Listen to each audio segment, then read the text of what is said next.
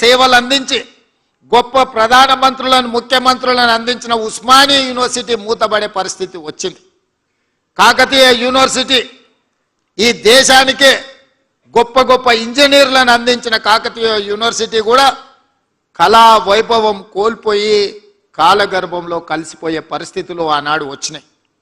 అందుకే మీ అభిమానంతో మీరు ఆదరించి మీరు అవకాశం ఇస్తే ఈనాడు ప్రజాపాలనలో విద్యాశాఖ నా దగ్గర పెట్టుకొని తక్షణమే మీ ప్రమోషన్లు, మీ బదిలీలు, మీ కుటుంబ సమస్యల్ని ప్రతి సమస్యను పరిష్కరించడం ద్వారా లక్షలాది మంది విద్యార్థులకు మీరు గొప్పగా విద్య నేర్పుతారని నమ్మకంతో ప్రతిసారి మిమ్మల్ని కలవడం, మీతో మాట్లాడడం, టీచర్ల నియామకాలే కాదు మీ ప్రమోషన్ల సందర్భంలో కూడా ఎల్బీ స్టేడియంలో సమావేశం పెట్టి మీ అందరితో కలిసి మాట్లాడడం జరిగింది.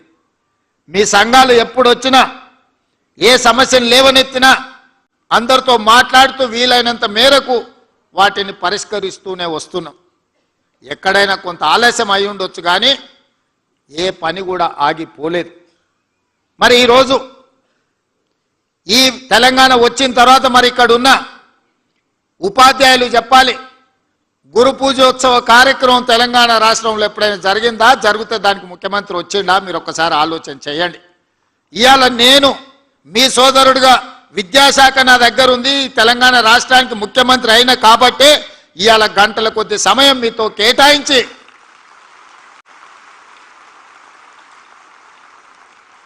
మా తెలంగాణ రాష్ట్ర పునర్నిర్మాణంలో మా ఉపాధ్యాయుల యొక్క పాత్ర ఎనలేనిది.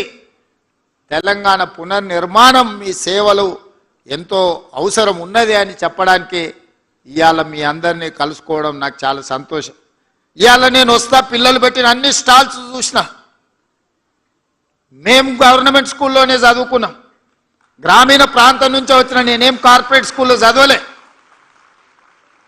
ఈరోజు ఒక జిల్లా పరిషత్ మెంబర్ నుంచి తెలంగాణ రాష్ట్ర ముఖ్యమంత్రిగా 17 సంవత్సరాల కాగలిగిన అంటే ప్రభుత్వ పాఠశాలల్లో మీలాంటి టీచర్లు చెప్పిన చదువుకొని ఈరోజు ఈ స్థాయికి వచ్చినాం.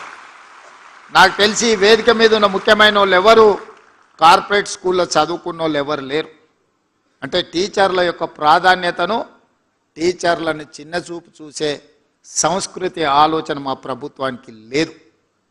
అదేవిధంగా మనందరం కూడా విశ్లేషించుకోవాలి, మనం ఎక్కడున్నాం, మనం ఎక్కడికి వెళ్ళాలి. ఈరోజు కొన్ని వివరాలు మా టీచర్లతో నేను పంచుకోదలుచుకున్నా. తెలంగాణ రాష్ట్రంలో దాదాపుగా 27,000 ప్రభుత్వ పాఠశాలలు ఉన్నాయి. ప్రభుత్వ పాఠశాలల్లో 24 లక్షల మంది స్టూడెంట్స్ చదువుకుంటున్నారు.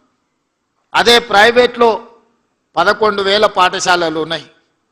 34 లక్షల మంది పిల్లలు ఈరోజు ప్రైవేట్ పాఠశాలలలో చదువుకుంటున్నారు. దీనికి కారణం అయితే నేనై ఉండాలి, లేకపోతే మీరై ఉండాలి. మన ఇద్దరం ఈ బాధ్యత నుంచి తప్పించుకోలేం. అయితే రాష్ట్ర ముఖ్యమంత్రిగా, ప్రభుత్వంగా మీకు సరైన వసతులు, వెసులుబాటు, పిల్లలకు నమ్మకం, విశ్వాసం కల్పించే పని నా ప్రభుత్వం చేయకపోయినా ఉండాలి.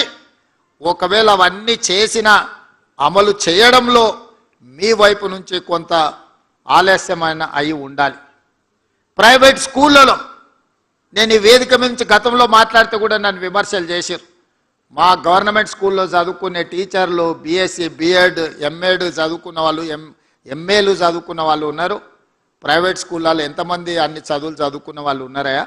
ప్రైవేట్ స్కూల్స్ కంటే మా గవర్నమెంట్ స్కూల్లో టీచర్లు చాలా విద్యాధికులు అని నేను అంటే ప్రైవేట్ స్కూళ్ళని అవమానించిందని చెప్పి కొంతమంది విమర్శించారు. నేను అవమానించలే, పోల్చి చెప్పిన.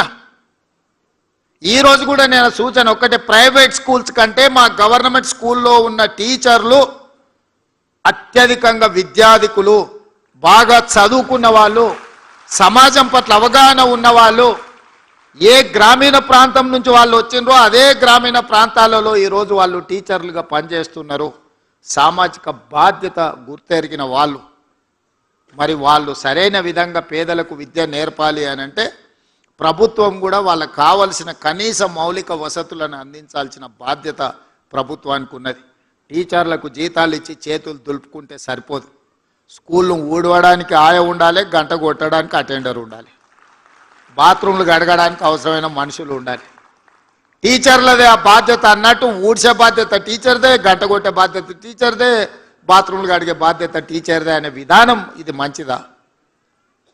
హైలీ క్వాలిఫైడ్ ఎనర్జెటిక్ ఎనర్జీని మనం వీటికి వాడడం ద్వారా టీచర్లు నిజంగా చదువులు చెప్పేదానికంటే ఈ పనులు చూసుకున్న వరకే సగం సమయం అయిపోతుంది. అందుకే నేను రాగానే అమ్మ ఆదర్శ పాఠశాల పేరు మీద స్పష్టంగా నిర్ణయం తీసుకొని మీకు ప్రతి సంవత్సరం 130 కోట్లు అదనంగా సిఎస్ఆర్ ఫండ్స్ నుంచి స్కూళ్ళు ఊడవడానికి తూడవడానికి ఈ కార్యక్రమాలు చేయడానికి నేను నిధులు మంజూరు చేసిన. టీచర్లు కేవలం పిల్లలకు చదువు చెప్పడానికే చదువు మీదనే ఫోకస్ పెట్టాలి, పిల్లల్ని అర్థం చేసుకోవాలి, పిల్లల్లో ఉన్న నైపుణ్యాన్ని పెంపొందించాలి. అప్పుడే గ్రామీణ ప్రాంతాలు బాగుపడతాయి. పేదవాడు చదువుకున్నప్పుడే ఈ రాష్ట్రం యొక్క తలరాత మారుతుంది. చదువు ఒక్కటే మీ తలరాతను మారుస్తుంది అని పేదల పట్ల నాకు ఒక నమ్మకం, విశ్వాసం ఉంది. కాబట్టే చదువు చెప్పడానికి అవసరమైన వసతులు ఏర్పాటు చేయాలన్నదే నా ఆలోచన. అదేవిధంగా గవర్నమెంట్ స్కూల్లో భోజనం